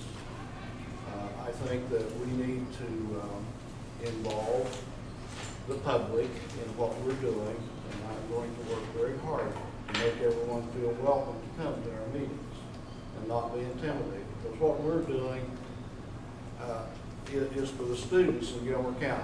I don't have any kids in school here. I have no relatives working in the schools. And in fact, I ought to be out trading gas engines and doing a lot of other things right now. But I care Commitment to about, opening lines with the community. Okay, I got that. care about students because I got where I did. I did everything in West Virginia higher education I wanted to. I got there because I had some of the finest teachers in the world. I graduated from the old poor farm around here. Our school was condemned, and we spent our last 2 years at the old poor farm. And we had classes in cabins. There were 21 in my graduating class, 19 went on to college. Those teachers made a great difference in our lives. And I can tell you categorically, poverty in this part of West Virginia is the worst that I've seen in my lifetime. Okay, Dr. Simmons, you got to help me. And the only I thing... got the one thing, now what's the second thing? Okay, well, the second thing is that we need to have good communication with our teachers. I want to know from the teachers what we can do to help them do their jobs. And I want them to hear from us what some of our philosophical views are. But I think where we are, I think you said it very well, Dr. Ferris, we're going to need to work together. We want to. We're committed to education. Or we wouldn't be here. Okay, so I got that one, communication with the public and with the teachers. Okay, or were there any other major things that we talked about today that you think are important? And that's from any month. We need to take a look at our West test and find out what we need to improve on the West test. We need to set up the programs for drug and dispensing drugs like we used to have there. We need to give the kids an idea of how they should use the Facebook and things like that, because they can't even get into college now. The college checks their Okay, usage of let's Facebook. delve That's into correct. that. That's three things. Three things. Who is your instructional expert? I've asked about We these. have two CIOs, co-CIOs, What? co-chief instructional teachers. So they could come in at that meeting and give a report on breakdown of West Test scores and all this. That fact, Matter of fact, that's planned it is? in August. Okay. That's that part of the retreat. We discussed that. We discussed that actually at our last board meeting. Okay, so that's going to occur. Those chief instructional leaders, do they deal with DARE or your drug abuse and also your social media use? No, principals deal directly with that. Okay. But the board would like to become involved in that. Could you have the principals come in and report on what they're doing at each one of their schools? Yes. That's not anything that's precluded unless they take over. So we got that, we got this, and then we got, you're now going from one, because what you're talking about, something that's stretched over a couple of days, particularly if you've got to come in with a facilities presentation. You hear from comments from the community, et cetera. And I definitely would have a workshop on your finances. Can I add one more thing? Yes, you may. Would it be possible to do better, to get access to statistics in the state's possession, to tell us opportunities for improving academics in the county? Sure. Because this is confusing when you look at the data, the database. People in Charleston say they're confused. Upon invitation, which would come from the board, and that's just to notify them when you meet. Somebody from the department will come up and give you a report. And that should be part of that retreat. Very much. Okay. A common retreat is this. And do they adopt mission and goals? It's in the strategic plan. Okay. When's the last time that's been revised with? It's revised annually. It is? Okay. Because Dr. Simmons said he'd like to talk and tell the teachers what their personal philosophies are. Let me tell you how you do that. You do that by revisiting your mission and your goals and talking with the teachers and sharing it with them. Because your personal views are personal views except when you're meeting as a board. And getting consensus on what that might be is a good first step in boardsmanship. It happens all the time. Any county that's not under local control, every year we had a retreat. Sometimes it was a day and a half. We always brought in the board's attorney so he could talk to them about the legislative changes and new laws. I would suggest that that would be a very strong one so that they can have an understanding. If they come in and everything's corrected and the SBA funds that project that you have currently, it could happen sooner rather than later. It could happen that fast. We want to make sure that you have all of the foundation to make it work so that they don't have to come back in again. And they have given counties control back and then had to come back and take it again.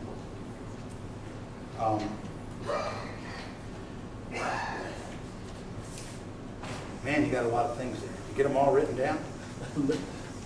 I've tried to pull them up. Okay. I think the You've been taking copious notes, haven't you? retreat's an excellent idea, and I think at that point, we're probably gonna bring a lot of these things back together. Yeah. And Because we will, you send it down, we'll give, yeah, usually it's done July and August. If you do it too early though, the West Test 2013 results won't be back. We're going to do that when the results come back. We had to get the last meeting, it probably would be at least till early August, maybe even September. Yeah, what I'd like to hear is a roar and say, we're ready, bring them on. From this board. Here's what happens. I'm going to try to make this succinctly as I possibly can.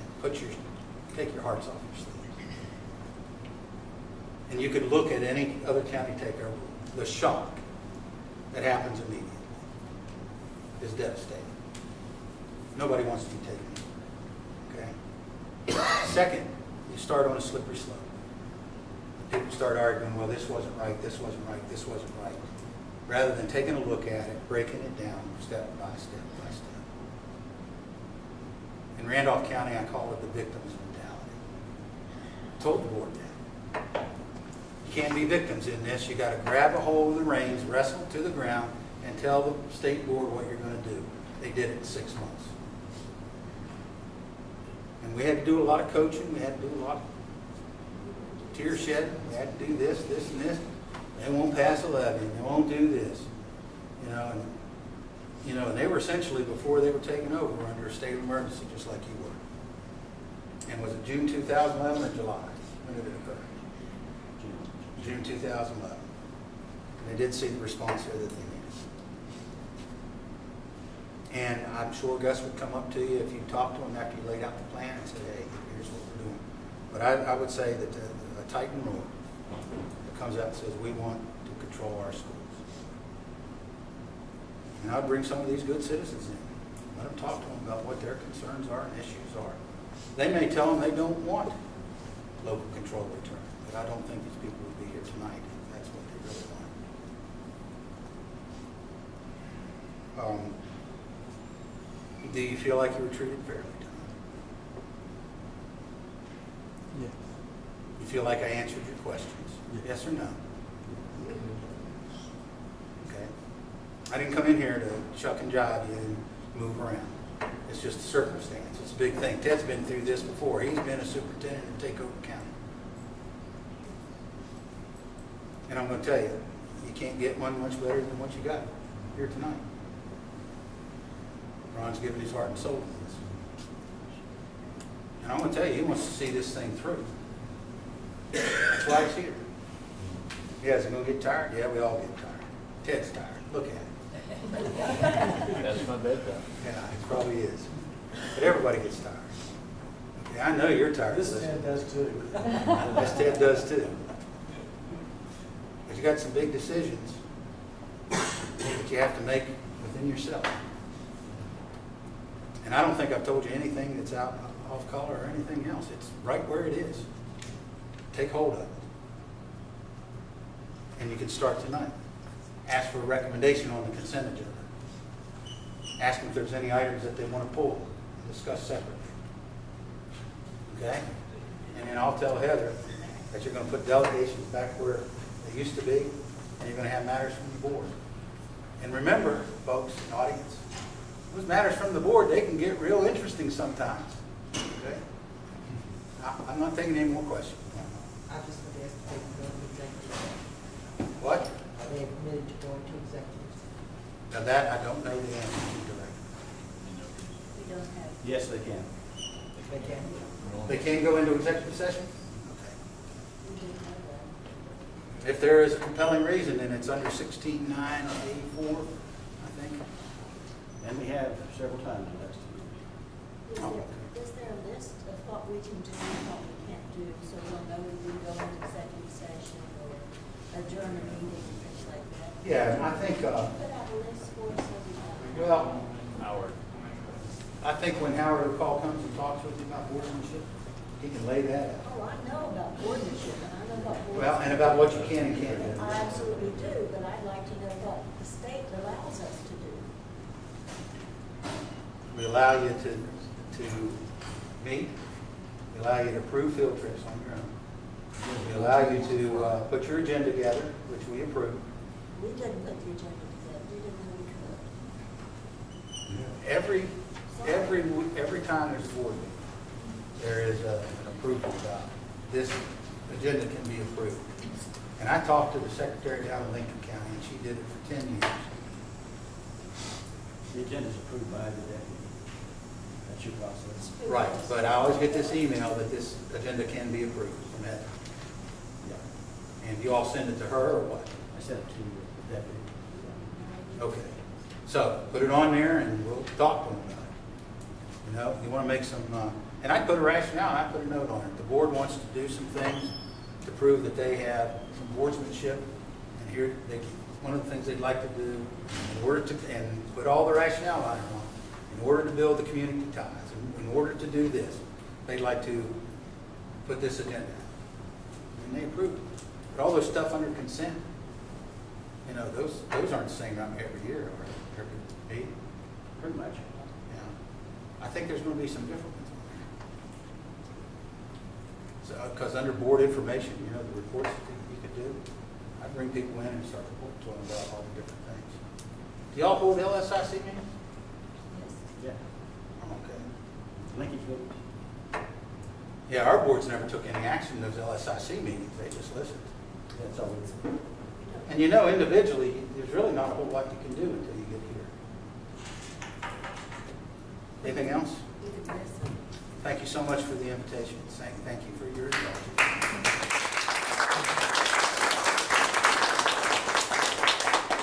Can we do a quick roll call? I'd just like to know who I was talking to. Al Billups, retired Dean of Students at Gilmer State College. Hey, how are you? Dave, my wife. The better half? Tells you what to The do. better half. Larry, Hi, Larry. never heard Norman. of Gilmer School Coalition. Linda Nichols. Carl Nichols. She your boss or you her boss? Shared leadership. Gene Johnson, Chairman of the Health Board. Dolores Simmons. Oh, that's the boss. See how she shook her head here? I'm Kim Bonnet. I'm a teacher in the county. I'm also Where do you teach? the Troy Elementary, one of the school that's going to the new school. Okay. And I'm also WBEA representative president in this county. I'm Dave Ramazon, wearing multiple hats. One is Gilmer Free Press and Gilmer School Coalition. Dave Corcoran, the publisher of the Glendale Democrat and the Glendale Pathfinder newspapers, and the president of the West Virginia Press. Wow. You got a lot of titles. Yeah. Dendra Miller. I'm Mr. Corcoran's news editor, but more importantly here, I'm a parent and taxpayer in Gilmer County. All righty, I think that's got everybody. Who's the secretary? The acting secretary? Is that you? Thank you all. Thank you, Dr. Harris, very much. I appreciate it. Looking to hear big things. Well, we needed this. You know, no one stays even. You either fall behind or move ahead, and we're wanting to move ahead. And I think people here want this, and I look forward to the next year, some good open discussions. The time is right for a sense of urgency. I have told folks this, I'm not going to say this just because he's here, but I've sized up a lot of administrators in my life. This man is well qualified for the job he has. He has the experience, and he has the fortitude. And it's going to take all of those things to get us into the new standards and all the new laws. Thank you. Thank you. Thank you.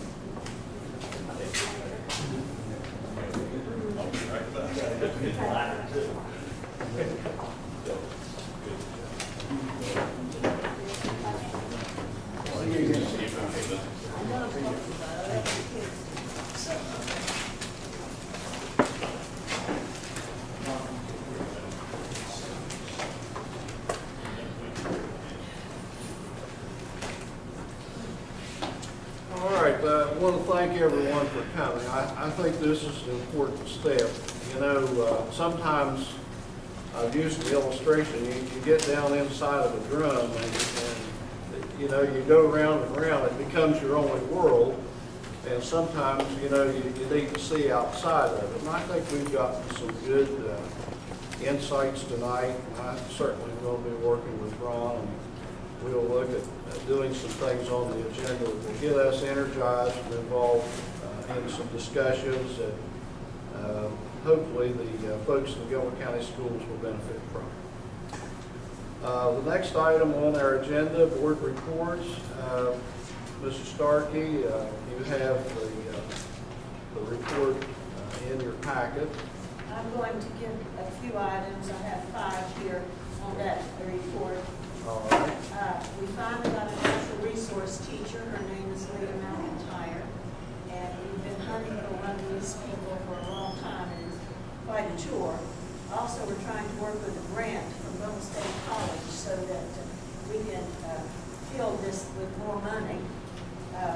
Stern has been working with Thrasher and Construction County, PSD of Gilmer County, to get extension of our water line 3 miles from where it's at the end of Calhoun Road into the school.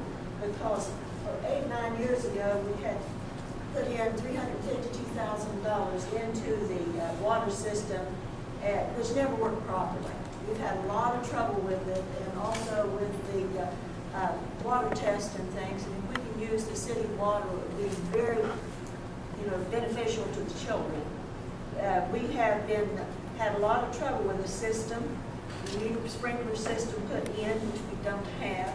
We probably have to pay for part of the system out of our contingency fund, which, that is willing to do, and hoping the SBA would help us with it, but we're not sure of that either.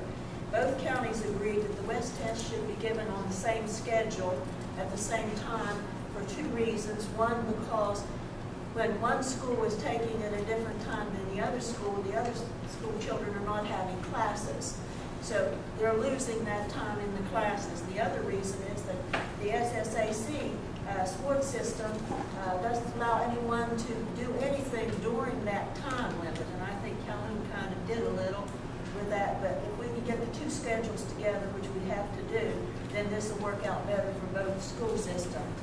We made a copy also of the handbook that we're going to use and be approved at this next meeting, which is tomorrow, by the way, at 11 o'clock.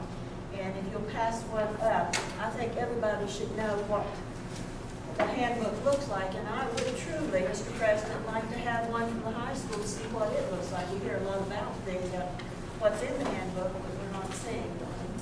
So if we have a copy of that one of these days, I'd personally like to see it. That's all I had, sir. All right, thank you, Mrs. Starkey. Recess 7, I'll have to report that I was not able to attend the May 16th meeting. However, I will say this about Recess 7. They're doing a fantastic job in helping counties get some excellent cut rate prices on a lot of educational equipment. They're also very active in working with the state on some energy efficiencies and some ideas on new school buses. The other thing that Recess 7 is taking a leadership role in is in training our teachers and administrators and folks on the Common Core standards and some of the new legislation. So Recess 7 has been very active, and I'm impressed with the quality of the work that's done by Recess 7. Okay, item number 6, trip requests. Blankenship? We don't have any this time, Dr. Simmons. All right. Then we go to item 6, consent agenda. And in keeping with what Dr. Ferris says, does anyone have any particular questions on any one of these items? I have a question on attachment 6.1. Could we get clarification who got the $3,000 a year increases? Is it each principal and each assistant principal in the county? The supplement will be given to directors and principals and the assistant principal. Okay. That's on top of the supplement they currently receive. And if you remember, we talked about that we've many times not gotten the number or the quality of applicants that we should, because we're not competitive within the surrounding county. I have a problem with the same thing. So I said, because we took $100 a month away from our teachers and support personnel, and they're not getting paid near as much as the administrator, and they're in the trenches with the students every day. They're sitting with, they have to have the students. And if you're giving $3,000 to each, like Mrs. Butcher or Mr. Chambers, who won't be here, won't get it anyway, but other people and administrators at the board office, and we're saying to those teachers and those support personnel, we're not going to give you anything. We took your 100. You take $1,000 3 times and pay them for the 10 months they had. You can get 3 employees out of one of those. And I have a real difficulty in explaining to the personnel how you can give it to the principals administrators had taken away a supplement from the others. Phyllis, does this follow with what the levy set up? Are they following the levy standards?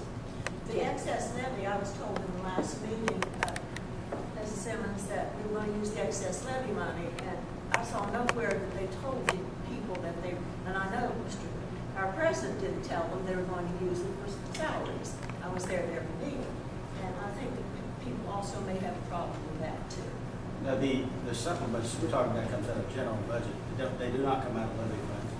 Levy funds have to be spent for exactly the way Well, it's I policy. remember 3 of you mentioning it would come from the excess levy fund.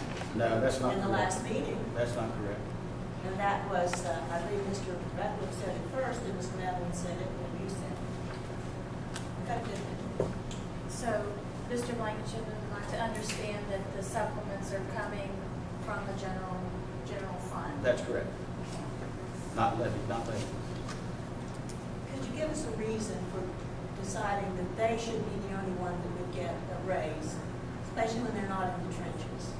Well, it would be nice to give every employee in the system a raise if we get the funds. But the problem we've got, the main problem, as I've indicated to you, is that we're not competitive when we go out to try to find principals. Principals are your instructional leaders in those buildings, and you have to have a solid principal. Well, sir, we're not competitive with Calhoun County. They're paying more for their teachers than we are. They have a supplement, we don't.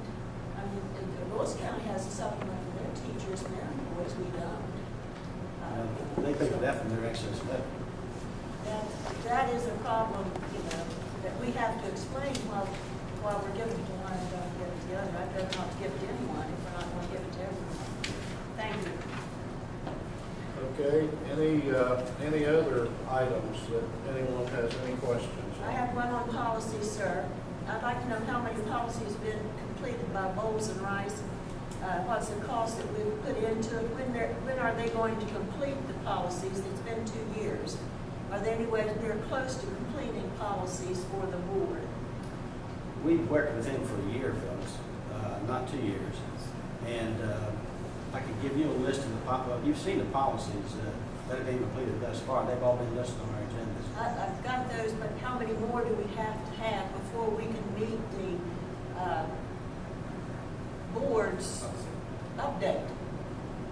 Well, we're Quarterly probably, report, that's what I'm asking, sir. we're probably going to get at least 3 or 4 more policies out of the change in the legislation this past legislative session. So I'd say we're probably in the vicinity of 6 to 10 would be my estimate. 6 or 10 more, are you saying? Yes, policies. That'd be my estimate. How long do you think it will take then? Will we have it done by the time that the OEA comes in September, hopefully? Oh, I certainly hope so. Okay, thank you. There's one other thing. I didn't notice on personnel that I saw that our executive secretary resigned, and so did, I know we're getting a lot that's resigning from the main office over there. I'm just wondering why the secretary, we haven't seen a posting on it. I had one person came tonight wanting to know, we've got substitute secretaries who'd like to know where the posting, they've asked me and I don't know. The posting's not been made for the secretary's job yet, and we've just recently completed the interviews for the director's job. Okay, when do you plan on the secretary posting? Hopefully in the very near future. Okay, thank you. Anyone else? I had a question on invoices. It's just one in particular. I'm thinking I figured it out.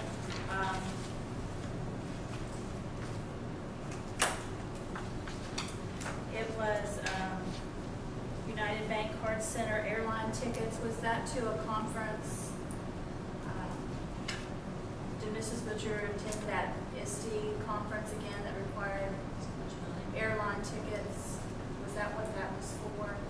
That was I think a couple of teachers. There was 3 tickets, Yeah. so that was that conference?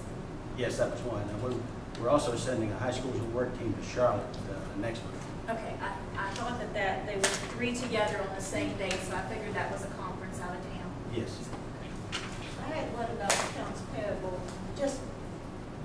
maybe I'm just nosing, but why are we buying tank tops and huggy hips panties? What page is that on, Phyllis? Let me go back and check. But better than that. Sure is. Better than that, why don't you call Kendra tomorrow and you get an explanation? Okay, I'll do that. I would have said that. I'm just All right, curious what it any- is. Yes, it's in there, sir. I guarantee you. Anyone else? Do I hear a motion that we approve the consent agenda? So moved. Second? Second. All those in favor, signify by saying aye. Ayes have it. Okay, item number 7, superintendent report. Superintendent is reporting on facilities this evening, and we're going to do that by introducing Mr. Ted Schreiber, Williamson Schreiber, and he's going to give you a short report tonight. I was hoping you were going to get a report.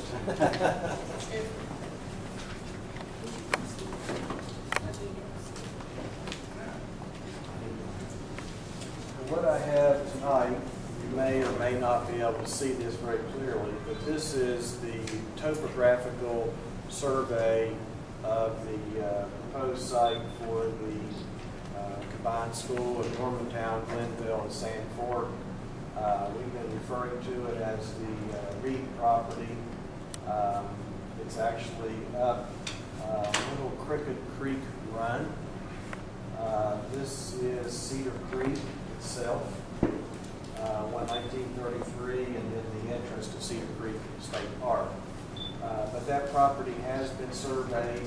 We've actually gone through a couple of renditions as to how the site could be developed. These were shared with the school building authority in the application last November, December, interviews in March, and then their April meeting. Unfortunately, the project was not funded then. The SBA staff had some concerns that we felt were not justifiable. They talked about some wetland issues. This site is well up on top of the hill. There's no issues with the soil there. There's no wetland issues with the building itself. The only area that we have wetlands is actually on this access road, where you come off of 33-119 and come connect back into the existing road. Very small area. Many projects around the state that have cattails or mayflowers, wetland issues, you simply mitigate that by replacing what you're disturbing somewhere else on your property. It's very common that process take place. They made mention in their meeting in April that it was a 3 to 4 month delay. And I wouldn't call it a delay. It may take 3 months to achieve that final approval, but it normally takes about a year before you actually do any site work. I'll use the Lewis-Gilmer project as an example. That was funded last April. We are now doing site preparation work at the Lewis-Gilmer site. So if it took 5 months, and we were projecting 3 to 4, but if it took 5 months or 6 months, it would not have hampered us to be able to do site work on that property. So this is a real quick rendition of how that site could be developed. Obviously, if and when the project gets funded, we would, as has been talked about here tonight with communication, we would want to meet with the public, meet with the teachers, the service personnel, bus drivers, anybody, cooks, custodians that's involved in the project to have an input on the design. We certainly don't want anybody tonight to feel that this is cast in stone. There's no changes that can take place. This is simply one of the concepts that we have developed. Hey, why don't you let the folks know what process we went through with the inter-county school and the involvement of the different groups. Yeah, the inter-county school is a little bit different, a much larger group, and we were a little bit concerned about how we were going to get consensus because we had a group of, it started out around 60, I believe. Everybody did not show every meeting, but we had a very good cross-section of people. We shared previous projects with them. We went and visited other schools around the state to see what other people are doing, what they like, what they don't like about their school. The committee was made up of LSIC from both schools, both counties, superintendent, board member from each county, principals, cooks, custodians, bus drivers, parents, community reps, great cross-section. We had the first meeting, Lewis County was over here, Gilmer County was over here, and then all of a sudden, you know, we got on the bus and we went and visited those schools and people started talking. The next meeting, everybody was engaged, talking. You really didn't see the separation. In fact, we found that some of the teachers live in one county and teach in the other school system and vice versa. So all of a sudden they realized that, you know, it's all for the right cause of making sure that educational facilities are there for the students. And they made a lot of great decisions. We gave them everything that they asked for to help to make a decision. Getting back to the wetlands. Sure. What was the reason that the proper documentation hadn't been collected and filed when the SBA group got together to vote on the funding? The SBA does not prescribe everything that has to be submitted in an application. Their application, generally, the only thing that they require is a letter from the superintendent stating what the project consists of. And then they have what they call an executive summary, which is 3 or 4 pages long. It asks for what the amount of the project is, how much the county is willing to put into the project. It talks about levies, it talks about bonds, it talks about whether you have a site selected, whether you have geotech, whether it's board-owned property. So they don't have an entry for the wetlands.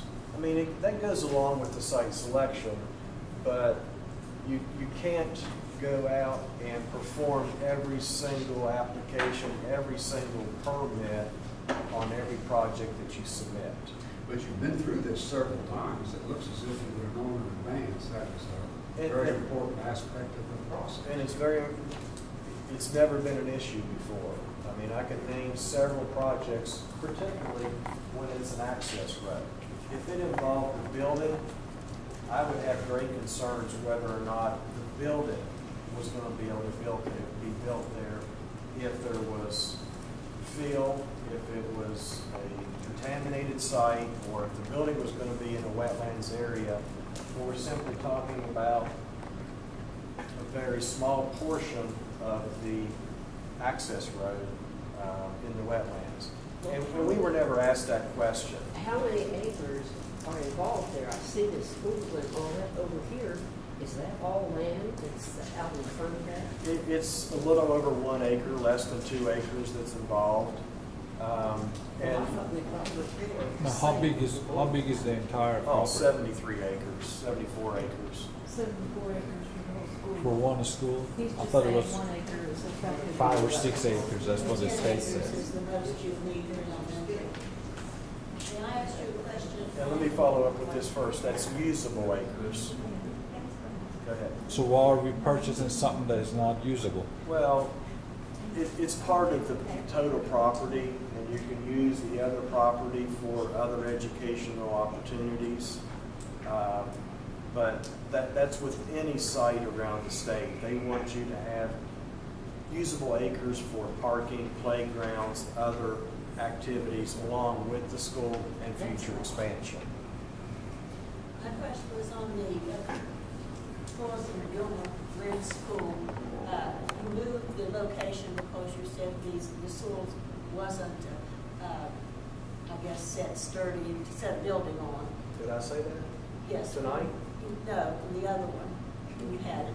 I was asking about the land in Lewis County's school. Did they put into theirs $100,000 or $90,000 of cement in which to sturdy up the soil so it would not shift and move? I don't know the value of what you're referring to, but it's The called, land is swampy and. it's called lime stabilization. Okay, that's what And I'm you put asking. that in the soil.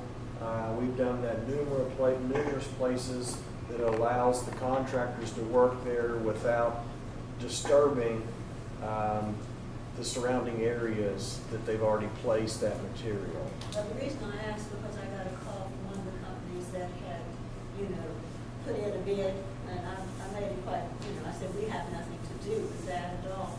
But they said that they put in $90,000 to make the land sturdy, which made it over the other fellow's bid. And I said, I don't know anything about that. But he said it wasn't stable, the land wasn't stable, and that's the reason they had put in the $90,000 for concrete in which to mix with the soil to stabilize the soil. Well, the term or that process is called lime stabilization or cement stabilization, but that does not mean that the soil is not stable. That's just the process that's used in the description of it. Now, what we have in our documents is a quantitative amount that was to be bid. So I don't know his bid versus somebody else's bid. I'm just worried about the shifting of the land and. There's no what's shifting of the needed. land. We did not move the building over what the original design was, so You moved one end of it and shaped the building in another direction. that's part of the design process. Just like I said here, That's what you said. this is one of the very first concepts. I'd be very surprised that it looks like this in the final.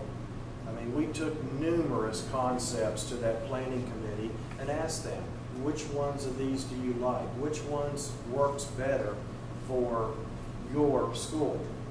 And shared all that with them. We had numerous, even color selections. We took color selections to them and helped them to pick the school name, the mascot, the school colors. Gave them all the opportunities and then let them vote. And we will do the same thing here. What's the cost of this property? How much That's not- are you all proposing? That's not public. It's not? Yes, it does. It was in. Shouldn't that be in that report? No. Not the school building Well, authority. you're using public money, why is it not public? The school building authority's application and their process of funding is for school building. They don't buy land. Right. So it's So, not. so if the county's buying the land Right. using the public money, why shouldn't the public know how much of their money is spent on that property? It will be public when it's finalizing funding. But at this point, it's not public You're because talking about the new, you're talking about the new. we have the negotiation process.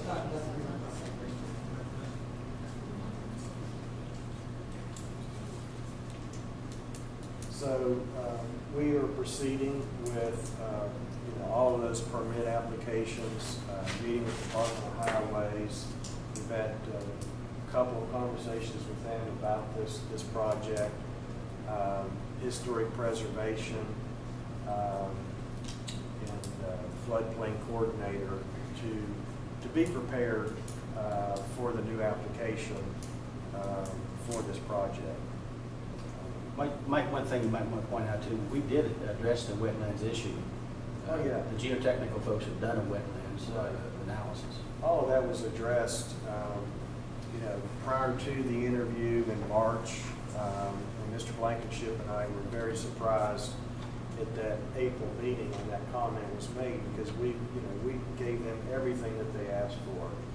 And in the report prior to a vote, we were very surprised that this had not been brought up before, or we would have explained to them as we're explaining tonight that shouldn't say it's common on every project, but in West Virginia, with all the mountains and valleys that we have, you have those beautiful wetlands, and with DEP, the Corps of Engineers, you mitigate that to their satisfaction on your own property. So, Mr. Schreiber, you said the wetland issue was addressed, but yet it become part of the discussion in April. What was it about that wetland issue that we didn't have addressed to their liking, or what was the issue with that? Because I continue to hear that was something that was brought up prior to the vote, but it's kind of contradicting because you're saying that you addressed it, right. but yet it was an issue. So I'm maybe not understanding what you're saying. Their statement that they made at that board meeting is that the wetland mitigation process would delay this project by 3 to 4 months. And the school building authority, it's very competitive when you go down there. In the last 2 years, have been extremely competitive because they don't have the funds available that they've had in years past. They had $40 million of new money combined with some old money, and I think they had $53 million to give out. 55 counties, that's, it's hard to build a school in 55 counties with $1 million. So it becomes very competitive. So everybody is looking for who can be shovel ready the quickest. So all of a sudden, that was presented that this could be a delay. If that had been approached to us, and if we were able to speak at that meeting, we would have made that statement. I would have made that statement that this has been encountered before, and time you do planning, educational specifications, go through the permit process, work with the committees, develop a final site plan, it's 12 months. 3 to 4 months is not an issue. So what we need to stress maybe in the future that this is our plan. Maybe, I don't know how much time, I know it's very limited time, 5 to 10 minutes that you get to present. Right. What will keep this from being the reason come the next time around? We're proceeding with getting that permit and the sign off, so to speak, from all those agencies that this is permissible. So providing the project's I think, right. I think common sense is going to tell you money was scarce. Oh, yeah. They was looking for a reason not to give us the money at that time, because they had a lot of other projects to go to also. Well, I think one of the problems, of course, anytime you do something, there are always some naysayers. So, they're not going to build that building. And, we said, yeah, we are. We have everything's in order. And I've spread that word on the street. We're ready to go. And then when it didn't happen, they said, well, you don't really know what you're talking about. So I didn't have the explanation. I know now. But I think it'll be important in the future if we go for that building. I'll go hat in hand and do my part, but I'm not going to say anything till I know that we got all the I's dotted and the T's crossed. Do you think that Mr. Manchin perhaps knew that there was still not a consensus that this is what we wanted? No. Well, when I spoke with him on the phone, he said, they'd look at any plan we would submit, that if we submitted a different plan in December, that they would also look at that. So I'm wondering, I keep hoping that people will come out and speak up, because people I talk to, it seems like they don't agree with this, but they won't come out and speak up. I don't understand. And I know, all this stuff is costing a lot of money to have all these tests and everything done, and then, for it to drag on and not have anything approved, it just seems like it's just throwing money. You mean they don't approve the locality of the? They don't approve of just having one school. The State Board of Education, the employees, Mike Pickens and the facilities group, the school building authority, Dr. Manchin, none of them are going to tell you this is the right project. Right. We encountered that when we were working on the CEFP. Several members would ask, is this the right project? Is this the project that's going to get funded? Is this? And they said, listen, It starts with the curriculum. It starts with the instructional plan. Meet the goals of your committee, meet the goals that the State Department of Education prescribes in their 6200 and 2510, 2512, all those other policies. Adapt that to you, and then build a building that best suits that. And, you know, we went through that for years, too long. But that's what we ended up with. And I think that had there been more money, it would have been funded. The other thing that was against you this year is they came out with a new process of building schools. It's called design build. It's used a lot in the private sector, and some of the higher education has used it. The School Building Authority wanted to do one project. Harrison County stepped out and said, we'll be the so-called first project. Well, unfortunately, another county stepped out.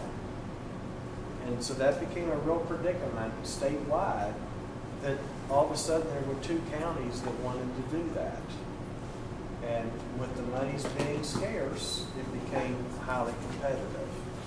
So we're taking all those steps to make sure. We're going to be meeting Mr.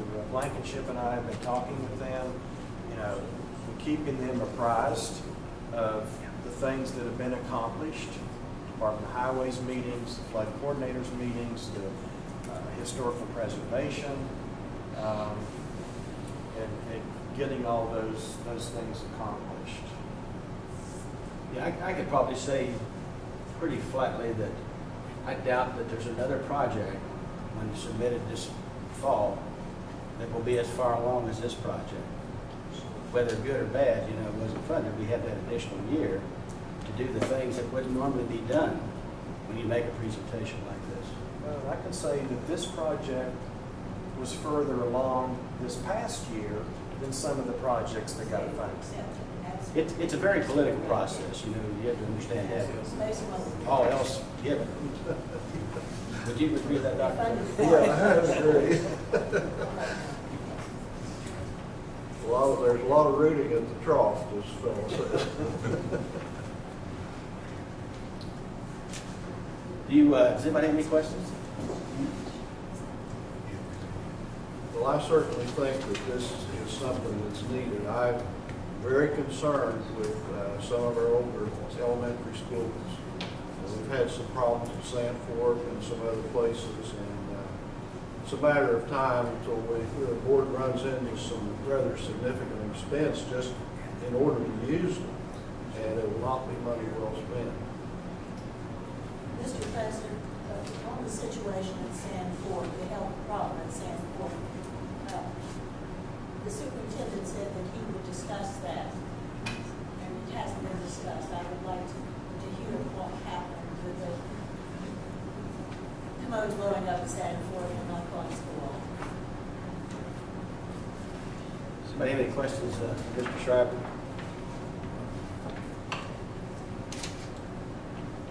Thank you, sir. Thank you. Have a safe trip. Thanks.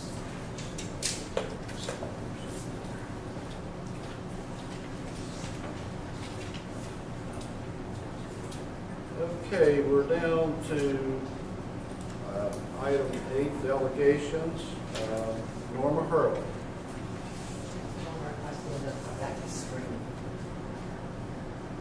I had a good talk with Dr. Figures.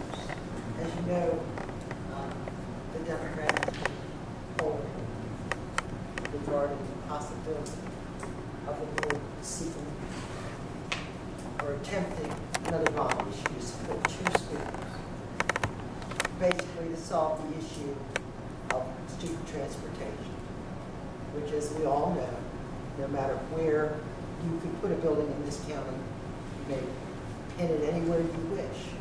There is no one building that will serve our elementary students and bring them all in time. It's just logistically impossible. I think certainly Mr. Blankenship has probably did the best he could with that issue, but it's still impossible. Mr. Fair's indicated that if the board were willing to look at it, if Mr. Blankenship were willing to look at it, that he would bring Steve Pickens into it and take a good look at possibly coming out in May, when it would not cost the board anymore because we're going to have a primary, to try to run another bond issue, try to get supported. Whether or not the first school would remain on the Reed site, or you would look further up the road at Better Gap, whether or not the board would decide that perhaps the site that was originally approved at Sand Fork might be appropriate. My thought, just looking at it, just sketching and thinking, was to do like a 250 and a 145 type situation for the schools, or a 150 and a 245 building to bring our 395 students, which is the last number we have for this school, or for the one school that we've been looking at. But at any rate, I've only seen one person, and I think Denver's only seen one person that even said one school. And that person said it was because we were broke. Now, where that came from, I don't know. Everything I've seen so far shows that we're still fiscally in the black. So I'm not too sure, at least as far as our Department of Education, the county education necessarily states, we're still operating in the black. But I would like to ask you to really, really think it over. Once we've gone to one school, once we are committed, then we're done, and the children will be bused there. All children will be bused. And it's really going to increase our cost of transportation. When you're talking, as you well know, I've said it many times, and I know you're, that to put a 4-year-old on a bus for over an hour each way, 4, 5, and 6-year-olds be very hard on them. We're trying to get them up to a 3rd grade reading level, and at the end of that long day, who knows what they even do because they're tired and they're worn out. We're talking the little ones here. Those are the ones who suffer. Those are the ones who pay the highest price. As they get older, they accommodate more. Yeah, they'll get a little bit better about it. But you've got those lower grades that have to endure it. And I'm just asking you to really, as a board, to think this over, talk to Mr. Blankenship, and see if we don't feel that coming out in May at a primary time where it would not cost us any more money to go ahead and run that on, to try it. All we can do is fail, but we won't know if we never try. Thank you. I want to thank everyone for coming this evening and invite you back.